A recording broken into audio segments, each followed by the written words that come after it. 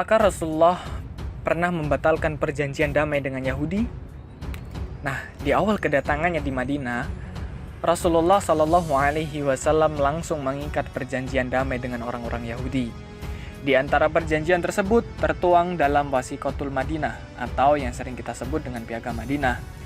Namun tidak sampai 2 tahun beliau tinggal di Madinah, beliau memerangi dan mengusir Yahudi, Bani Qainuqa, dari kota Madinah. Kemudian diikuti Bani Nazir dan Bani Quraisyah. Apakah Nabi membatalkan perjanjian damai dan suka berperang seperti yang banyak dituduhkan pembenci Islam? Ataukah justru orang Yahudi yang membatalkan perjanjian damai tersebut?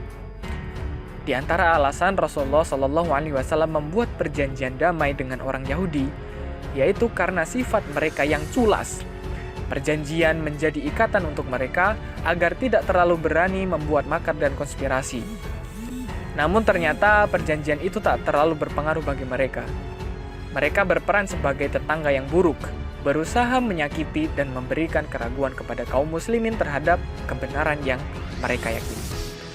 Rasulullah Shallallahu Alaihi Wasallam menyikapi gangguan mereka dengan sabar, hingga mereka melakukan kesalahan yang tak bisa lagi disikapi dengan diam. Rasulullah pun mengambil sikap tegas dengan memerangi mereka.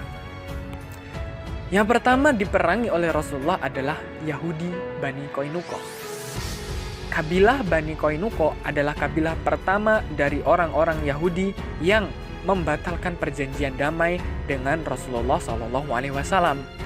Tidak lama setelah mengikat perjanjian, yakni pada bulan Syawal tahun kedua Hijriah, mereka batalkan perjanjian itu.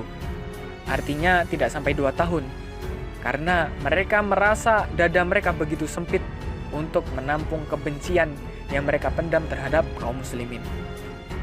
Mereka batalkan perjanjian damai dengan mengganggu kehormatan seorang wanita muslimah di pasar Bani Qainuqa.